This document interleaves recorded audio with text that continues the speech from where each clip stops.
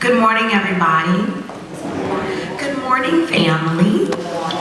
I just want to welcome all you all for coming today in honor and celebration of Bryan. If there's anyone sitting in the back and they would like to move forward, these aren't assigned seats, so please feel free to move forward.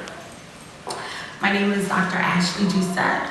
I am a cousin of Bryan. It's an honor for me to be here today and celebrate his life with you. We're going to have some songs, prayers, and then later this afternoon I'm going to introduce to you who I am so proud to say I trained under and what I consider one of the founding members of psychology and current medicine, Dr. Arnold James. So thank you for your attention, and again, thank you for being here today. We're going to have our opening prayer by Pastor Edgar Thomas, followed by a video tribute and a trumpet selection by, hold on one moment, I want to make sure I get this name correct, Mr. George Bell. So again, we'll begin with our opening prayer with Pastor Thomas, please. Thank you.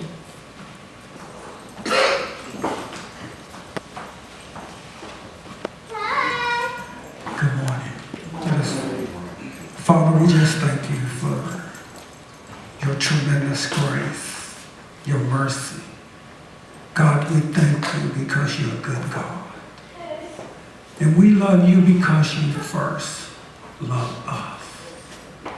We thank you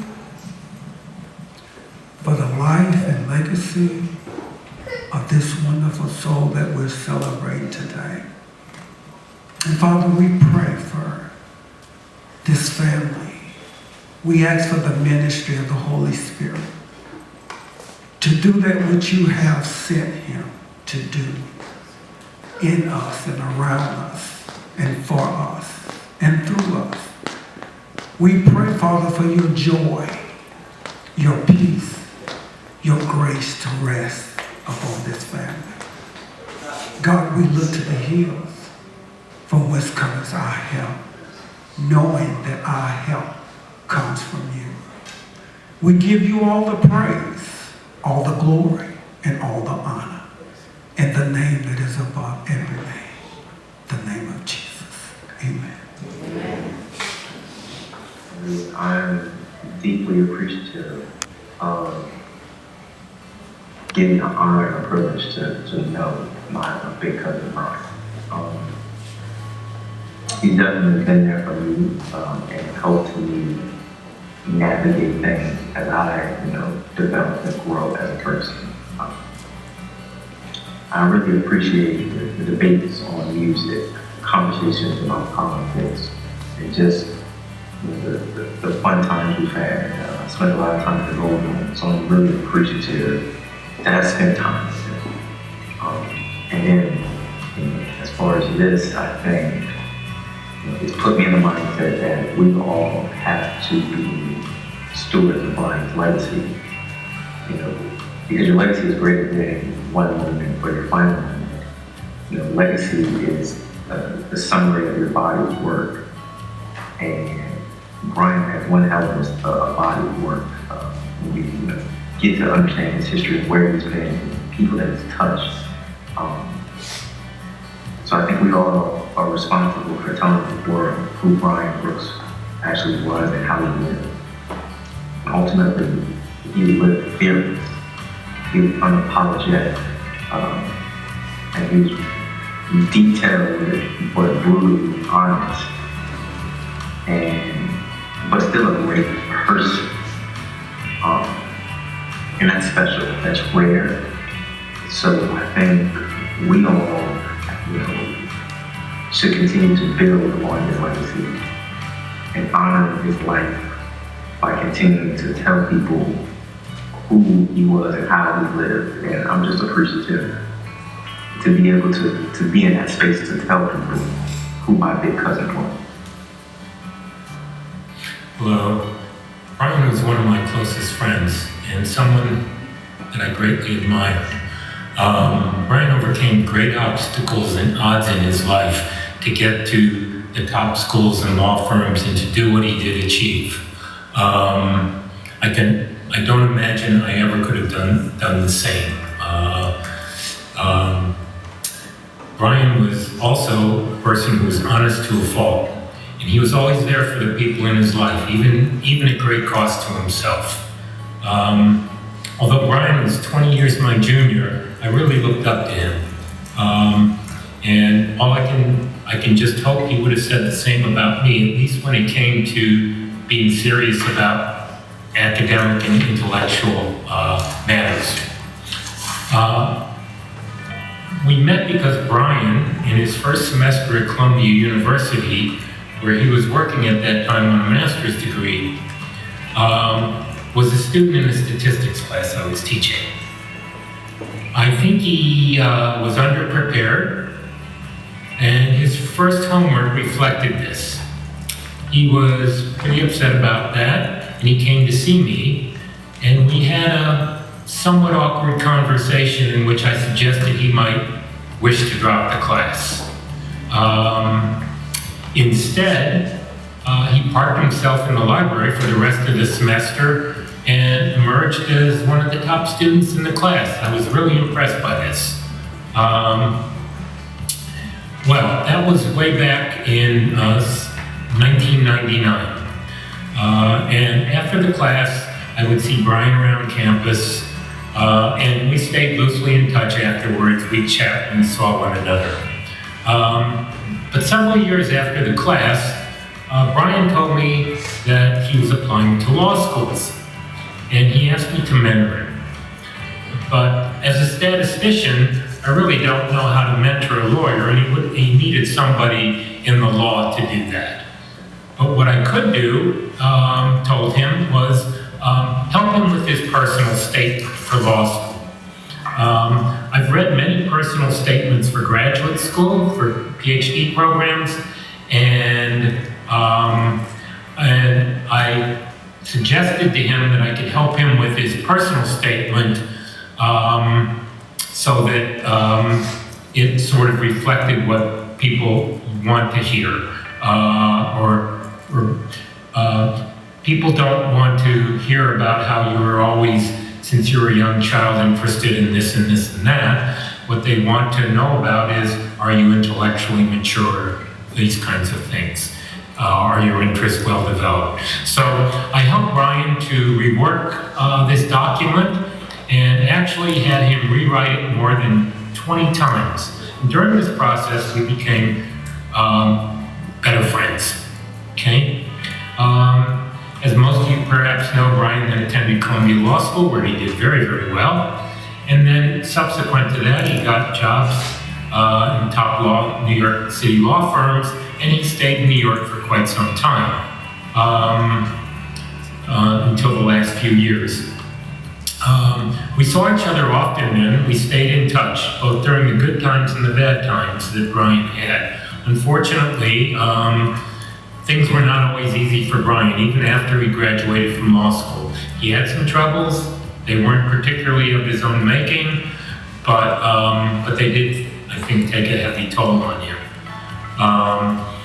But in any case, we often talked during both good and bad times. Bryan was always welcome to come to dinner, and he often did come to dinner and share holiday meals with us, Thanksgiving, Christmas, on a number of occasions with my wife and myself.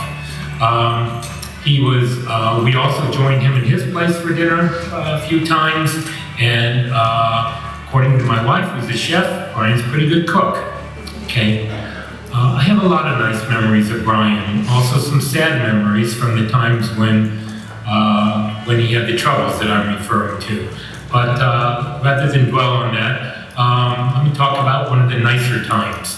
This was when Bryan graduated from law school. So my wife and I wanted to do something nice for him, so we decided we should have a little party. And we asked him and the beautiful girlfriend that he was dating at the time who we should invite. And they gave us a list, and we got to everyone on the list, and everybody was happy to show up and showed up. And it was a very nice evening, and we toasted to Bryan's achievement and future success. I'm really sorry Bryan has left us. I can't think of anything more to say, except that I will miss him very, very much. Okay, thank you. My favorite memory of Bryan is when he came to watch us, all of us as children. My parents were on an anniversary trip, and he wanted to cook for us one night. So he bought a whole chicken, we had some frozen lima beans in our freezer, and he swore he was a good cook. He proceeded to do nothing but boil the lima beans and cover the chicken in honey and a little bit of salt and pepper and roast it. And it was so bad, I threw it all up in my food. Actually, was not happy about it. And I'm pretty sure looking back, he was just really embarrassed because he had to have no food really bad. But it's also a really fun memory looking back. And whenever I would bring it up to him, he would deny that that's exactly what happened, but it was. So that's really fun. one in particular that I'm thinking of, he came to stay with us as children to babysit, and he took us out to the movies, and we all wanted to see Because of Winn-Dixie, but it was rated PG, and for some reason he just did not believe that our parents would allow us to watch a PG movie. So he instead took us to see Winnie the Pooh's like Heffalump movie or something like that. I remember we were all really like upset, but it actually turned out being a really good movie and actually really sweet. But yeah, moments like that, I guess I just look back on fondly. And then I also remember that I used to, in my head, give him a hard time about his favorite band being Maroon 5. But I feel like now, like, whenever I hear a Maroon 5 song, I'll give it him. I heard She Will Be Loved the other day. Like, I just will never hear it the same.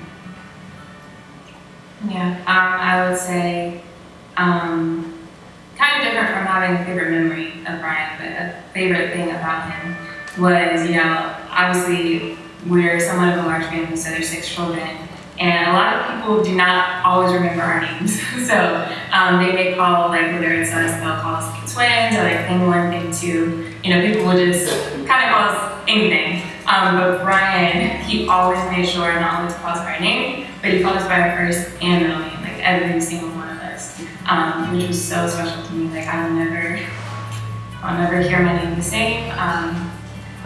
Yeah, that's one of my favorite things about my experience with Bryan, just with that he always made sure to say Kirsten and Alexis, things and like he was really big on that. I don't know. Bryan, thanks for all the wonderful memories. Bryan Brooks, my cousin. The original plan was for me to come before all of our family and your friends and wax poetically about your life. Unfortunately, I don't know if I could have gotten up there and done so without breaking down, so I'll do this my way. B. Although you're only 6 days older than I am, I've always looked up to you and admired how you cleared your own path and paved your own way. You left behind a blueprint, not only for your family, but for your friends to follow.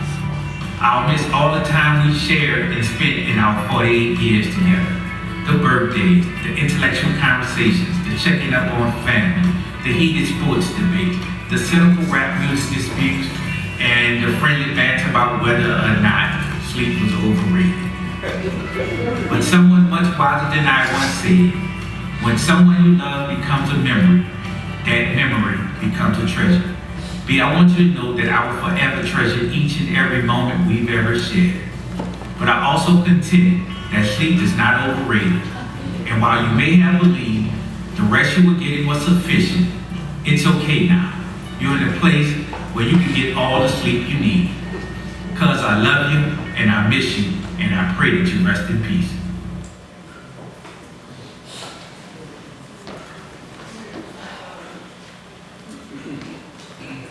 We'll now have a trumpet selection by Mr. George Bell.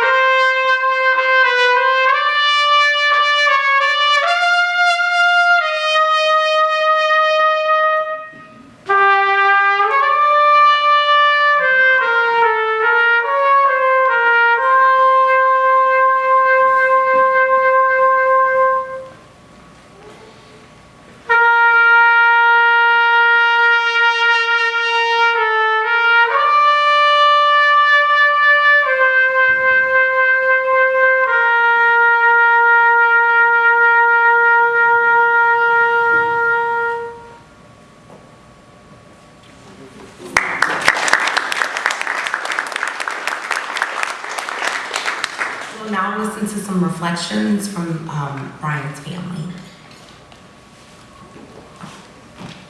So for those who don't know, my name is Ricky Johnson. I'm Bryan's aunt, and these lights are really bright to you guys, so I'm squinting because of the lights in my eyes. But I'm Bryan's uncle. His mother is my sister. So, and I'm the youngest child of my siblings. So Bryan, I'm 14 years older than him, and he's the sixth child of his mother's 7 children. So I want to talk a little bit this morning, very quickly in my time. You know, now and I can relate. I'm going to try to condense 40 years into 4 minutes. So I want to share a couple of things out of Bryan's life and what it's meant to me and where I'm taking it from here. So I've 30 years I've done a lot of public speaking, and I seldom have ever needed notes. It's kind of a gift, I guess. But today I needed notes, which is also a reflection from Bryan. I'll share with you why that's the case. So Bryan kind of, even though he's my nephew, he really kind of came into my life when he was 8. So he was living with his mother in Dallas, but he was brought to live with his grandmother here in New Orleans, Miss Shirley Goodman. And so I kind of felt like I needed to be sort of like the surrogate dad. I don't know, I was young, I was 20-some years old. So I remember going by to pick him up, and at the time it was he and his younger brother, Bryan.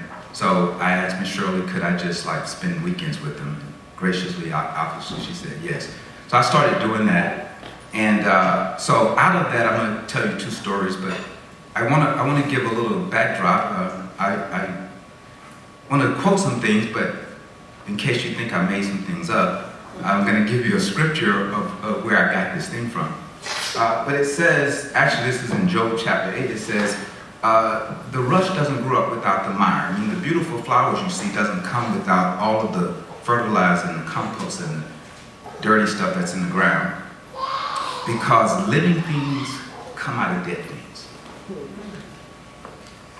The second one is in Ecclesiastes 9:3. It says, with all the living, with all who are joined to the living, there's hope. And a living dog is better than a dead lion. And I want to take that and share it out of Bryan's life, what that means to me, and hopefully to you. So again, when he was this little 8-year-old boy, I would pick him up on weekends, and eventually Brandon went back to live with his mother, but Bryan stayed. So one weekend I picked him up, and Bryan, for whatever reason, forgot his socks. Or he only had some white tube socks. So I said, well, Bryan, we're going to go to church. Now in the context, I don't know if he had been to church much in those years, and I hadn't either. Really, it had been about 4 or 5 years. So we were kind of going to do this church thing together. But Bryan, being who he was at 8 or 9 years old, refused to wear the white tube socks or no socks. And he was like, that's just not what you do. So I said to him, well, let's compromise. Let's change this. You're going to change me. And if any of you all would ever know me, I don't go anywhere without socks, or I don't go barefoot. I can't do that.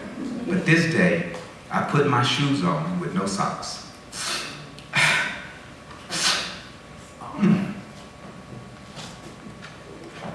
And so, we journeyed together to go to this church, this traditional service, with 2 black guys with no socks on.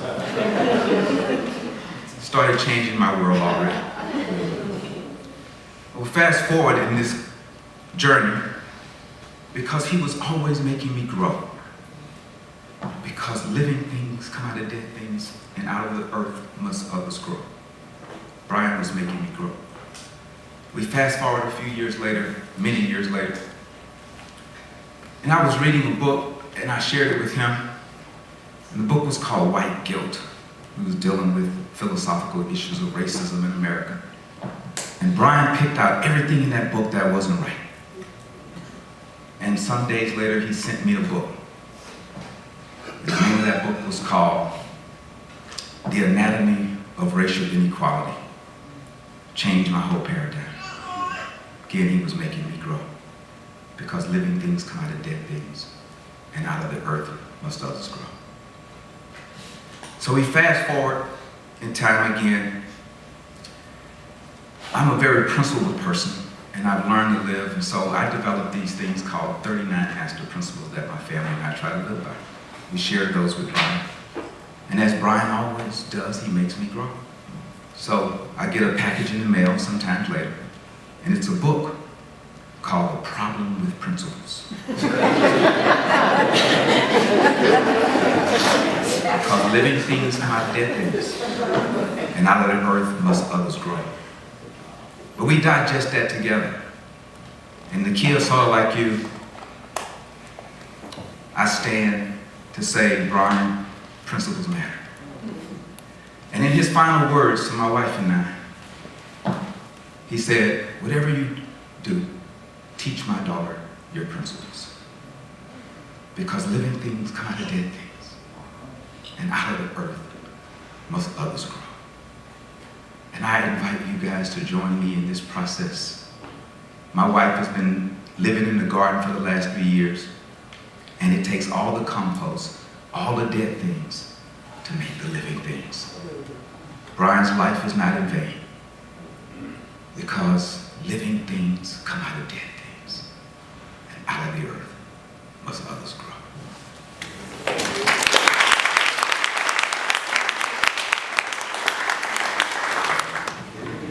I'm Larry Robinson Muhammad, cousin of Bryan, brother of Bryan. And I don't have on socks.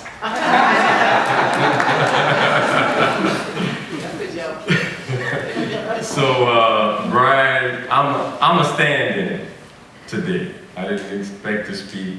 I was hoping that one of his friends would speak, but it's tough for everyone to understand. So I'm going to give you my experience and my time with Bryan, a little bit that I can recall. And Bryan was always a very, how can I say this? He's a strong-minded individual. Bryan came to live with us around the age of 11, and we lived on a street called Nashville, uptown, right? Up the street from McMain, where he attended high school. And we would hop the fence on the weekends and go play basketball. I'm about 4 years his senior, so he's 11, I'm about 15, so I'm trying to dog him. I'm trying to knock the ball, I'm keep putting pressure on him.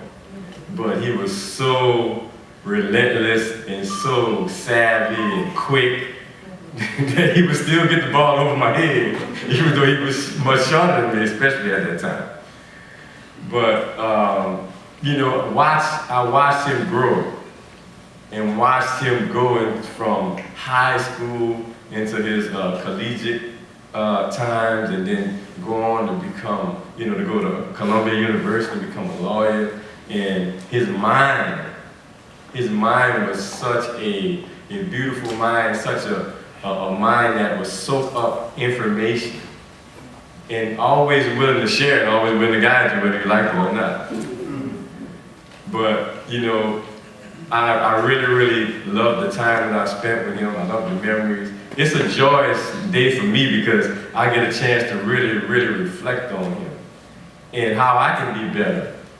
Because there's so many things that you can learn from someone who's taken their journey and overcome. Bryan overcame some things. He didn't come live with us just because he felt like it. He came to live with us because he was trying to overcome and maneuver some things in his life as a young man. Some things that he told me that he'd seen as a young man, some children should have never seen. So for him to accomplish what he's accomplished and overcame, what he's overcome, is unbelievable to me. Unbelievable. Like the gentleman said earlier, I don't know if I could have done it. So whatever you're going through in your life, know that you can overcome. You can overcome anything. And I'll leave you with these words. A wise man, I heard a wise man say that. You know, I know we all have different backgrounds, we have different religious practices that we practice, but the best religion is do unto others if you have them do unto you. Peace.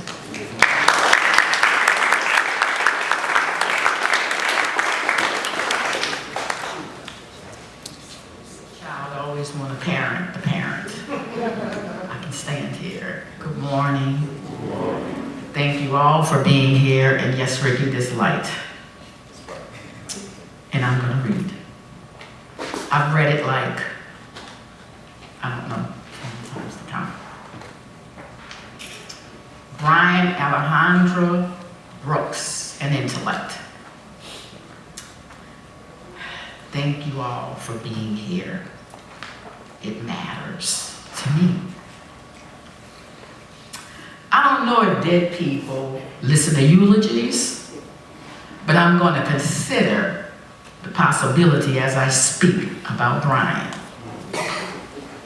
The first description that comes to mind, he was private. He valued his privacy, and he was careful with whom he shared his innermost thoughts and feelings. He liked to be the questioner, but never the questioned. Bryan abhorred gossip, and he would not tolerate the defamation of anyone's character. He did not suffer fools. But he had a confrontational side that did not serve him well. I said he was private. I will tell you that he lived in his head. I will tell you that he lacked trust and he lacked patience, but not for me, not for the children, and not in his professional career. Bryan was committed to his ideals, his beliefs, and his values. Once his mind was made up, he would not entertain any divergent views. I recall when he talked to me about opening a hookah bar. To convince me that opening a hookah bar was a great idea, he took me to one. I remember that establishment. Business was booming, money was flowing. That was attractive to Bryan. Bryan was confident, at least in most areas of his life. He came across as impeccable in all manners of Bryan. Bryan loved gift giving. His gifts were always tasteful, thoughtful, and most times expensive. Besides his altruism, I saw a sensitive empath. Bryan, foremost, was a proud father. He beamed when he talked about his daughter, Sydney. She was his utopian blessing. After Sydney, I'd say his second greatest joy was to help someone have a better life. When he would come home from New York, he would always ask, how's Larry's kids? How's James doing? What about Ava? I had to catch up on all those children's shenanigans because I wanted to see him smile, and he loved hearing about those antics. Bryan is not here. Bryan is no longer here. And it is my belief that he made impulsive, reckless, and downright frantic decisions that magnified his trials. Bryan is not here. He became weary. And because he was an honorable man, he had obligations to fulfill. I believe he tried all that he was willing to try to reach a resolution. The one thing that was not an option for Bryan, living to be seen in any of your eyes as a dishonorable man. Bryan is not here because the image he held of himself was tarnished but only in his eyes. Bryan is not here, not because he lacked hope. He's not here because he lost faith. If Bryan could hear me now, I would say to him, I'm not disappointed in you. If Bryan can hear me now, I would say to him, you died as you lived, never asking for permission. If Bryan can hear me, I would say to him, rest on, nephew. What a gift you were. Bryan, do you hear me?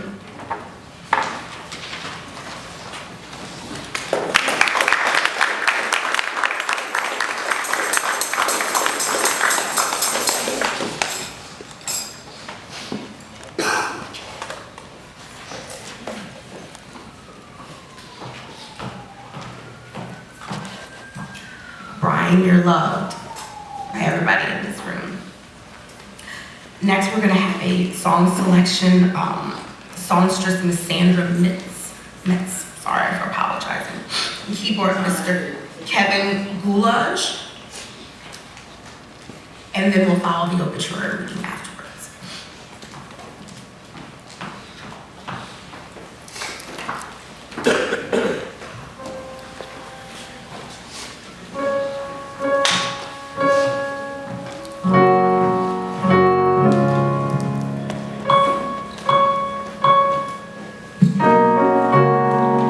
Well, praise the Lord, everybody. Amen.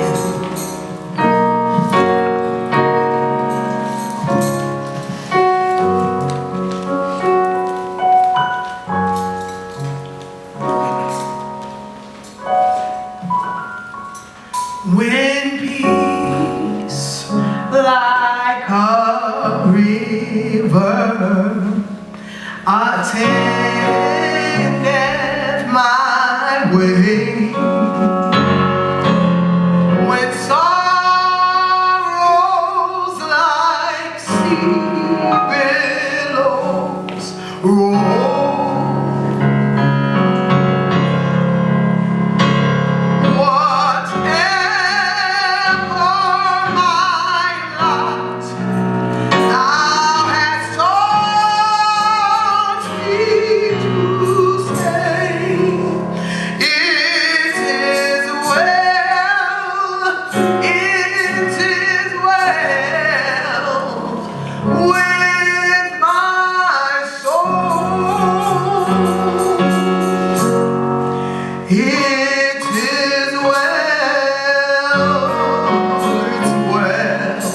with my soul, with my soul. It is well, it is well with my soul. Though Satan should buffet, though trials should come, let this blessed assurance control that Christ has regarded the helpless estate and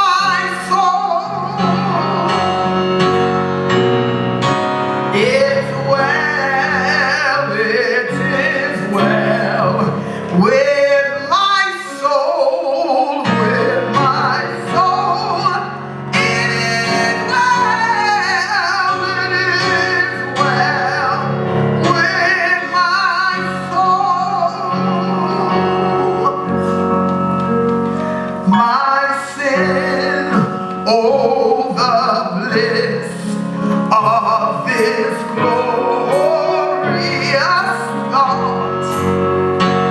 My sin not in part, but in whole,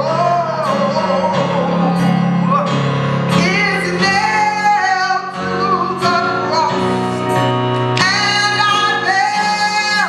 bear it no more. Praise the Lord, praise the Lord, oh my soul. Oh, it is well, it's well with my soul, with my soul. It is well, it is well with my soul.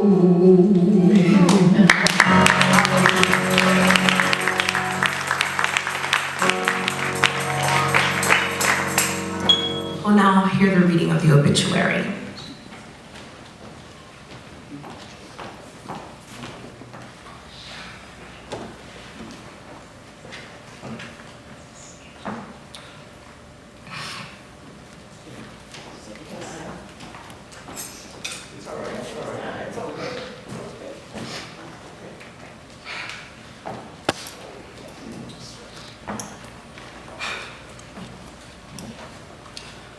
Bryan Alejandro Brooks, a man of the people, short-dressing corporate attorney, and once owner of the Gold Room NOLA, passed away July 28th, 2023.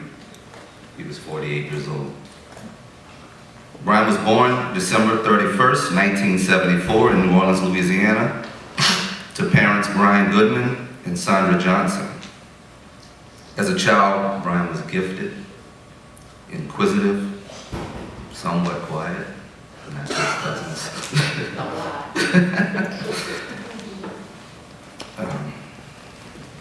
Yet opinionated, and always believed he had the answer to the questions.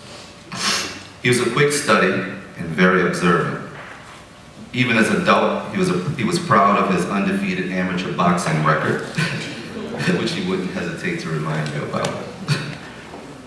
Bryan matriculated through the Louisiana public school system and graduated in 1992 from McMain High School in New Orleans, Louisiana. He earned his Bachelor's of Art degree from Dillard University in 1996. After graduation from Dillard, Bryan worked for Ford Motor Company in Detroit, Michigan, before relocating first to Boston, Massachusetts, then to New York City. In New York, he earned his Master's of Art in Quantitative Methods from the prestigious Columbia University in 2000. A few years later, he returned to Columbia University, where he realized his childhood dream of earning his Juris Doctorate in 2006.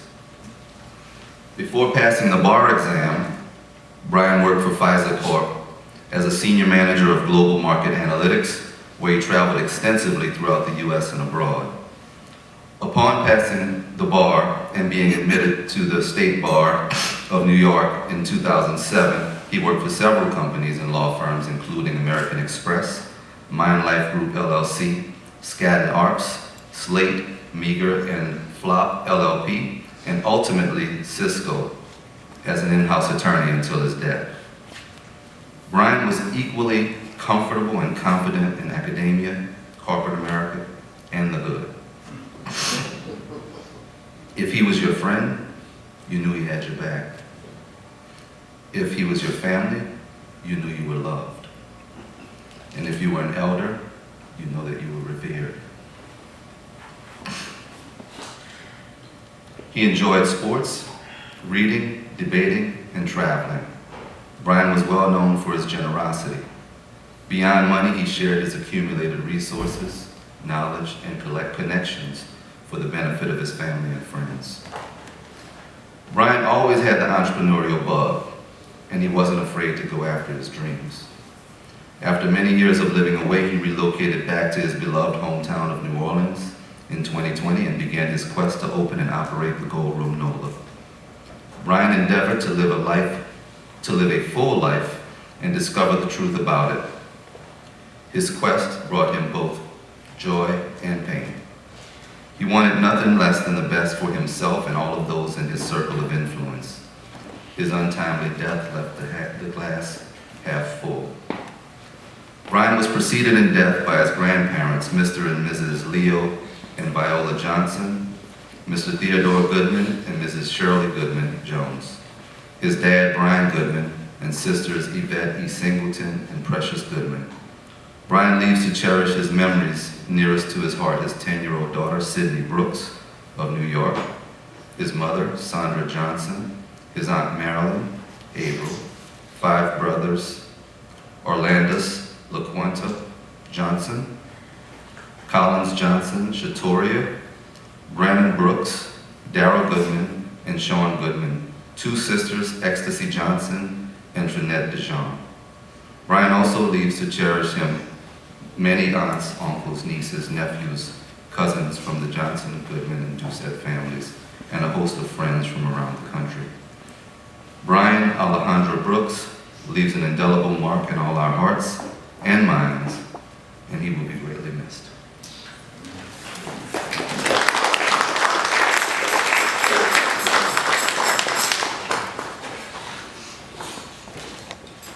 It's my honor now to introduce you to our guest speaker, Mr. Arnold James. He's got a wonderful bio, but then I'm going to just say a few things off of my heart. But Dr. James is a licensed clinical psychologist in the home primary care Southeast Louisiana VA hospital system in New Orleans.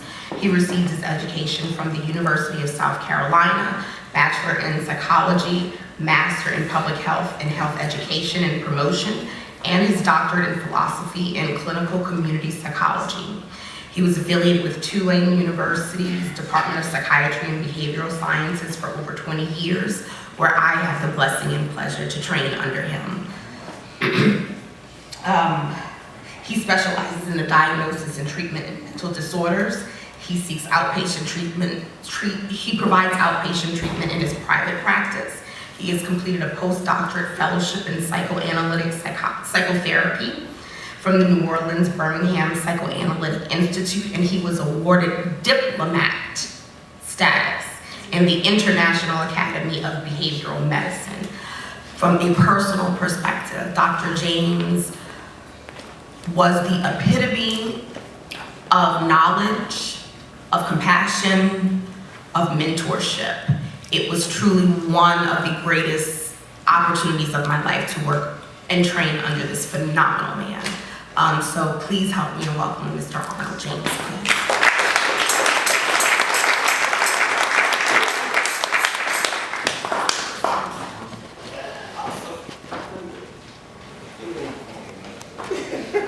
Dr. James. Hello, everybody.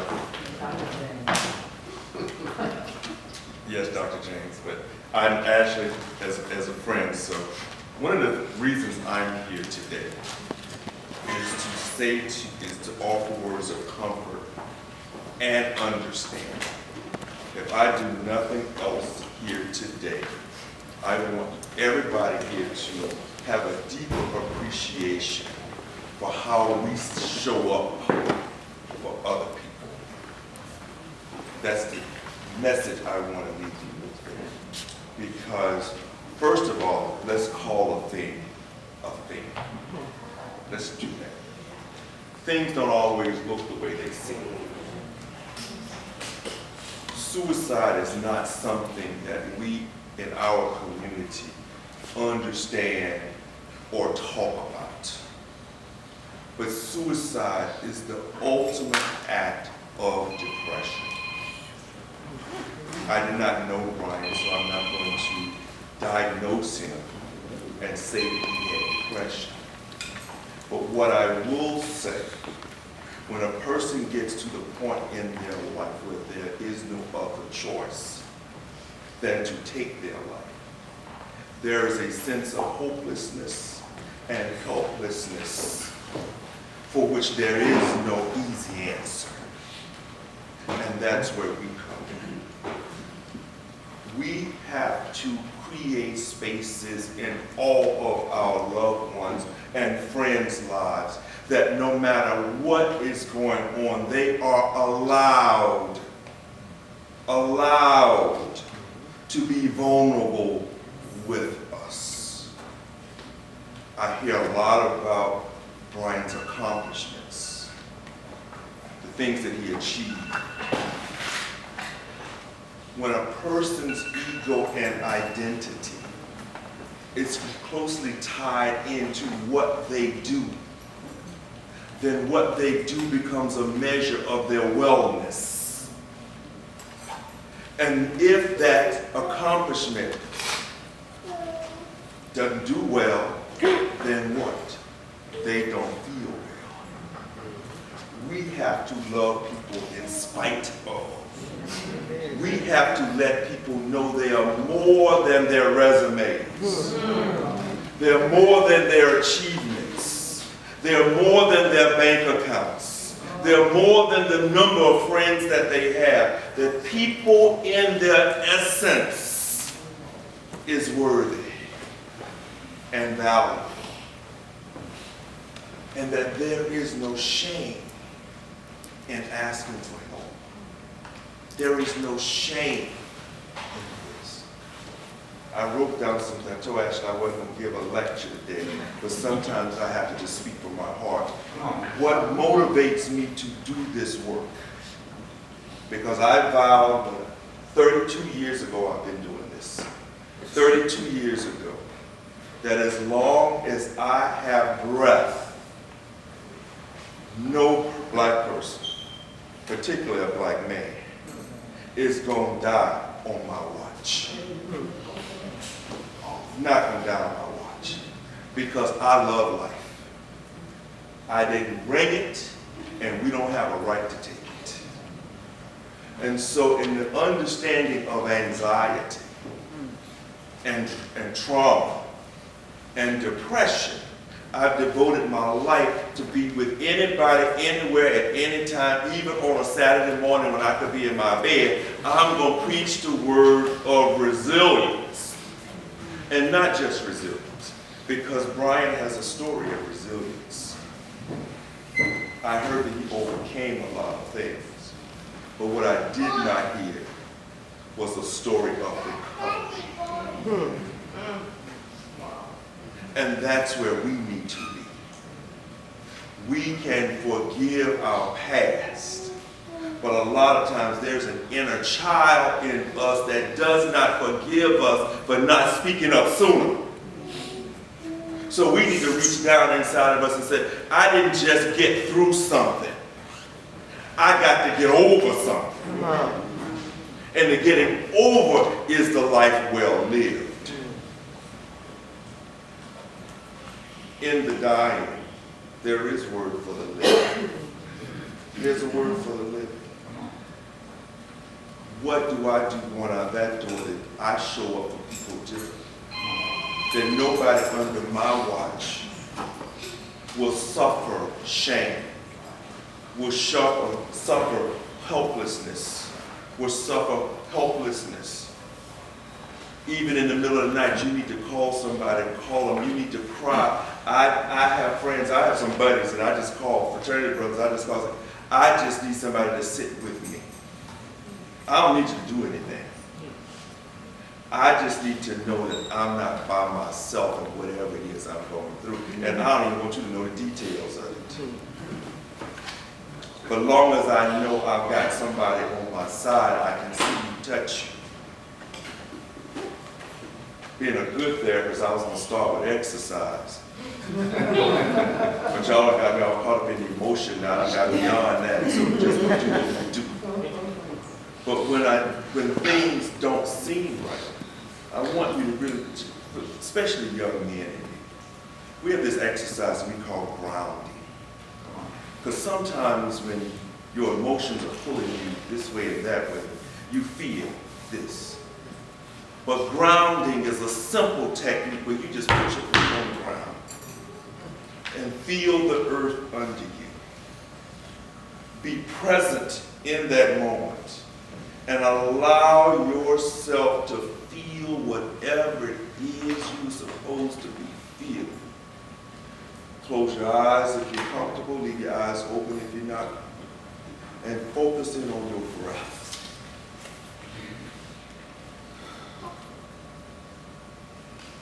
And be with it. If it is joy, feel that. If it is sadness, feel that. If it's sorrow, feel that. I also want you to understand and leave at this place. I'm not a preacher, so I'm not going to say come and leave it at this altar. Bryan doesn't like that. Okay, well, thank you, Bryan. I didn't wear socks. My mama told me that. I'm sorry. It's hot. It's hot. So, one of the things I don't want you to leave here with, because this is a situation where you may not understand how we got here, I don't want you to bear the guilt of, I should have known. I didn't do enough. There's something I could have done. You were there. Like his Aunt Marilyn said, he was private. There are some things you were never going to know. You can't help what you don't know. I say to people in therapy all the time, you got to tell me what's going on with you, because if we don't name it, we can't slay the dragon if we don't name it. So we got to name it, but if you don't have a name, then all we know is it's out. Something is out there. We cannot be responsible for somebody else's something. You got to forgive yourself. In the healing process, the grieving process, there is a forgiveness of self. Because what I know about suicide and suicidal thinking starts when I'm feeling hopeless and helpless. I've tried everything that I could try, and there is no other alternative as far as my mind allows me to understand.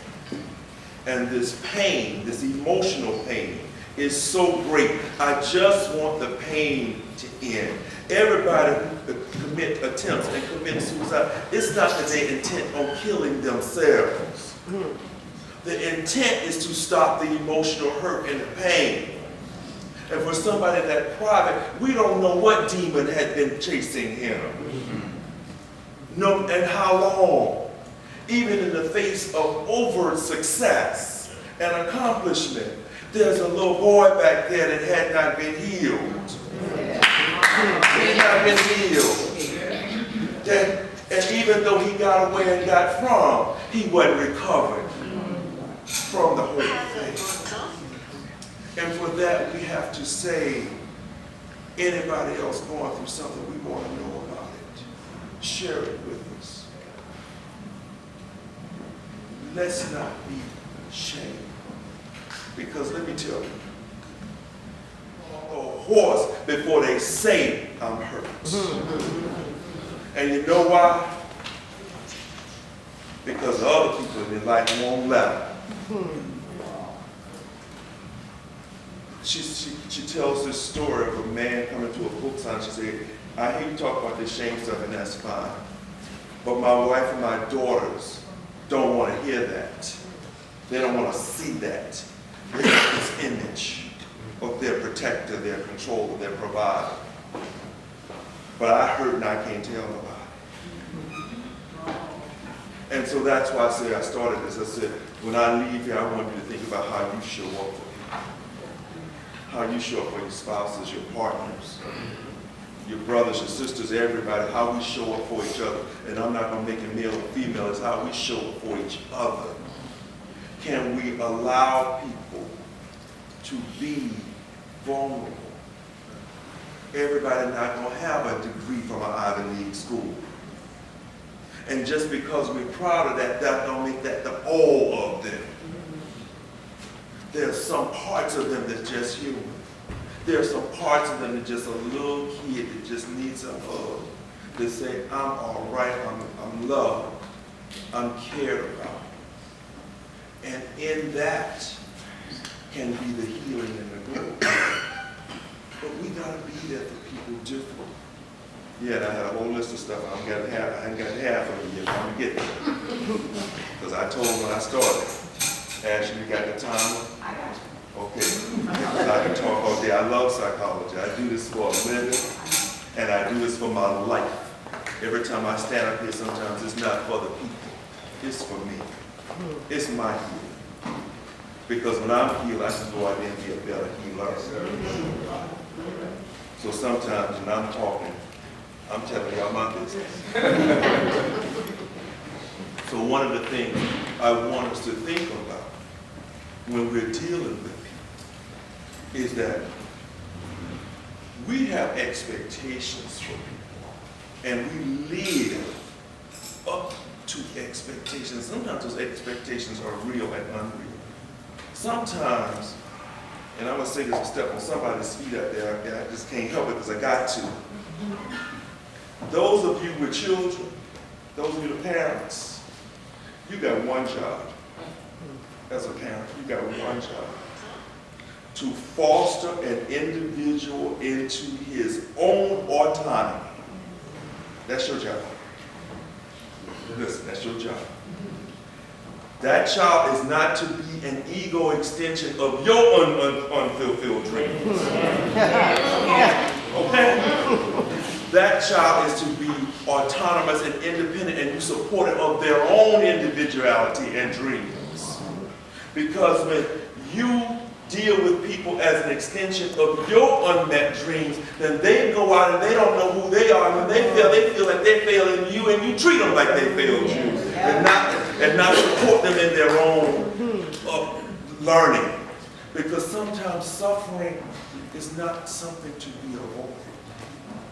Suffering is an aspect of life that is part of the teaching. It is the part of life that causes us to get the scabs on our emotional life, that we're able to handle the bumps and the bruises later in life. If you don't let a baby fall, that child will never learn how to get up. So you got to fall. And as Denzel says, and somebody just reminded me yesterday in the Bible, it says, you got to fall 7 times, but get up 8. And you don't know to get up if you don't learn how to fall. So parents, let your children fall. Your helicopter parents, yes, I'm talking to you too. Your helicopter parents, I know you don't want your children to suffer. I know you don't want them to have a bad day. But you're not going to be there every day when the bad day comes, and how will they respond then? And if my private patients, they got my number on speed dial, the ones I sent off to college, because I told parents, don't you be calling them every day asking them what they doing. Let them decide if it's a bad day and let them call me.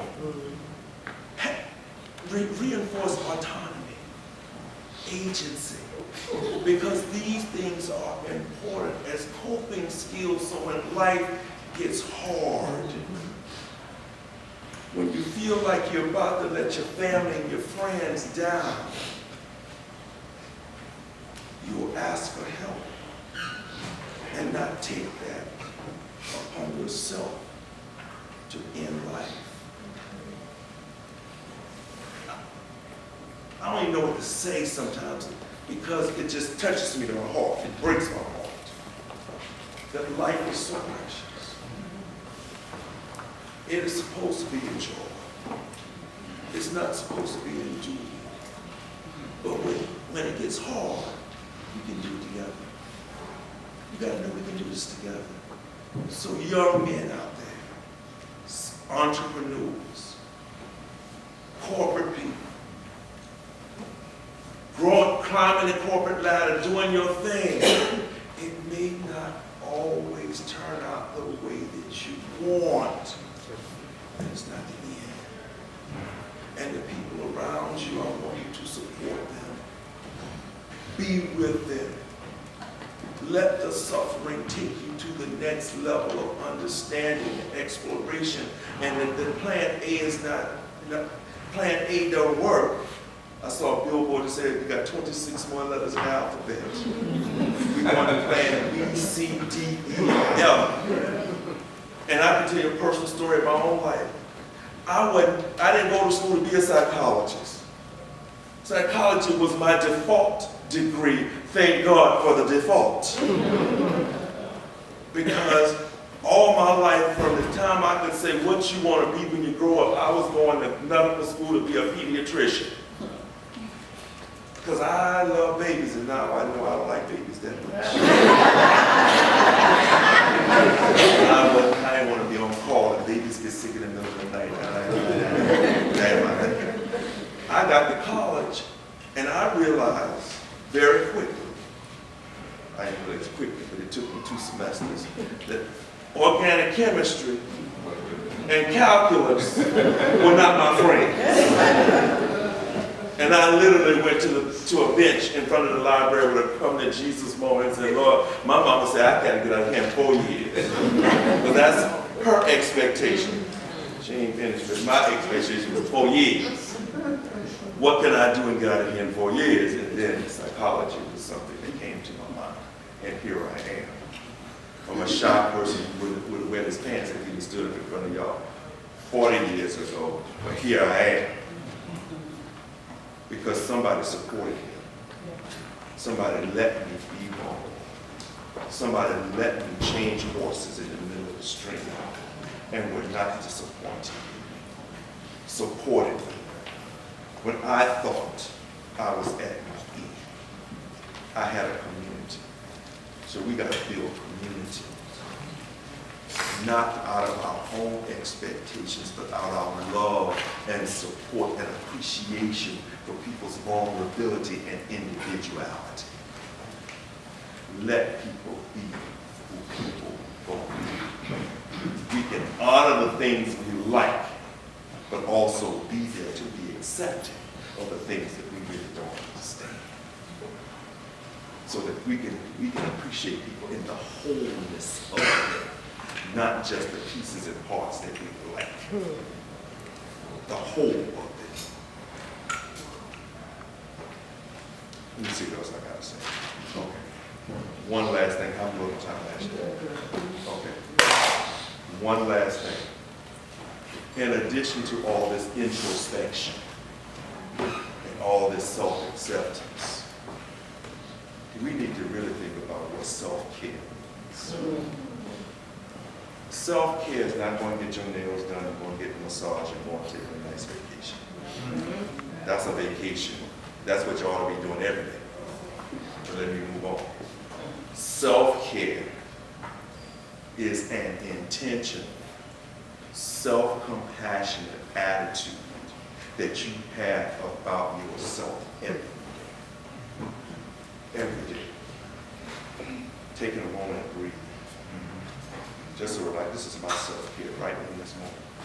I'm being intentional about my breath and standing before you as a calm person to deliver a message that I hope is going to be healed.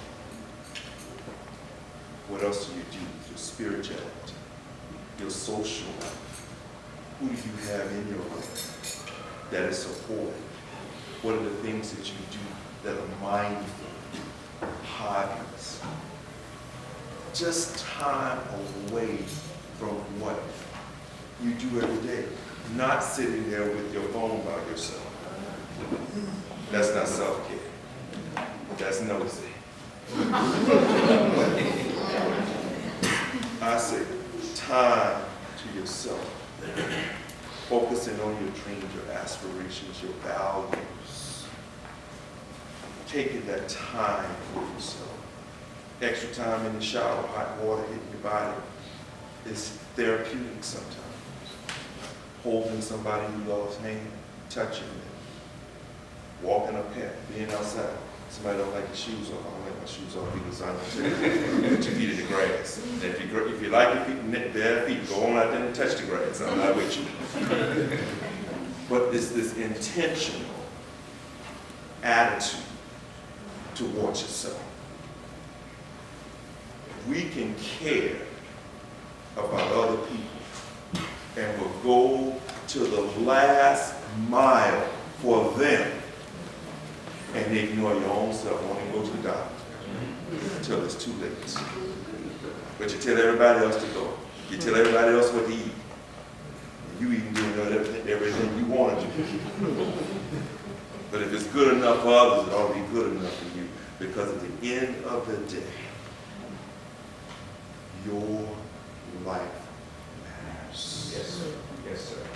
It matters.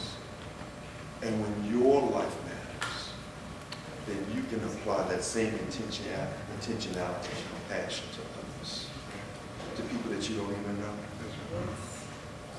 It's bright, lights are bright, I can't see none of y'all. Y'all see me in the street saying, Dr. Jim, I'm not gonna move on. But know, for some of y'all, they can get you took. Some of you may not need to come for a long time. Some people just need to come 2 or 3 times just to realize that what we do behind that closed door is not magic. It's not magic. We're not going to burn no candles and dust y'all with no chickens. We ain't doing that. All we're going to do is talk to you.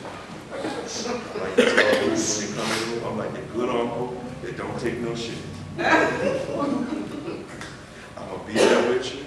We're going to have some fun, but I ain't co-signing on no foolishness. We're going to be real, authentic, because what the reasons that you get there is because you're not been living your real and your authentic life. I need you to tell yourself the truth. I don't care what you tell other people. When you're in that room, you need to tell me the truth and tell yourself the truth to yourself. Because only then when you name it, can you heal it. And go out in life and live your best life. That's all we're about. This is a life well lived. Short, but well lived. We want your life to be longer and better lived. That's it.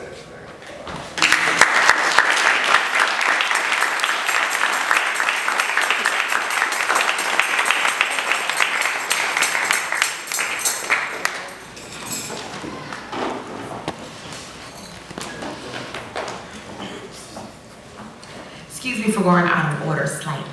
We're going to have a trumpet selection and then a song selection followed by the reception.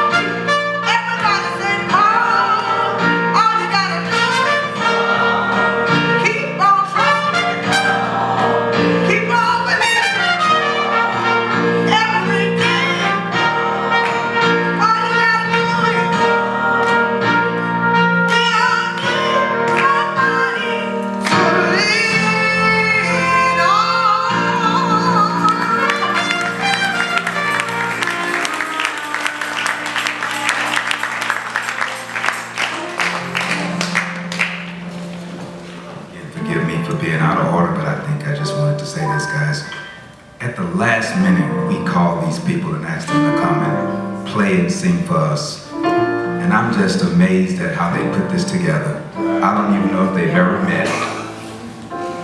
And again, at the last minute, we called Miss Sandra, my friend Kevin, George Bell, who I've known, and they just said they'd be here. And I just thought that was perfect. Yeah. So if y'all will, just believe.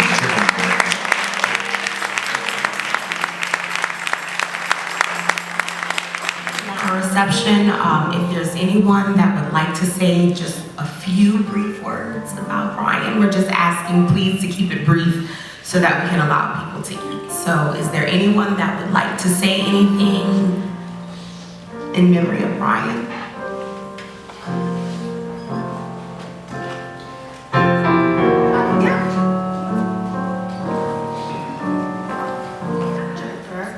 And I work at Cisco with Bryan, and I just wanted everybody to know that he was so important to those of us who work with him.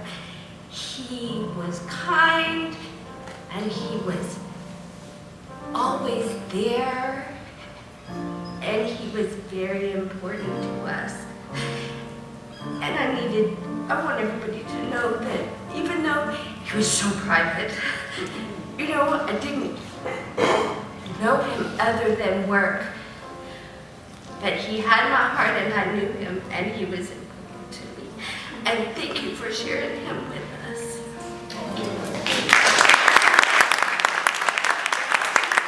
On behalf of the family, we want to just say thank you so much for being here, for all your prayers, all your kind words. Please continue them. It's been a very difficult year for everyone, and I want to say thank you. Thank you so much for everything. We will have a refreshment outside and a brass band later on, so please, everyone, please help yourself to the refreshment. And again, thank you so much for coming today.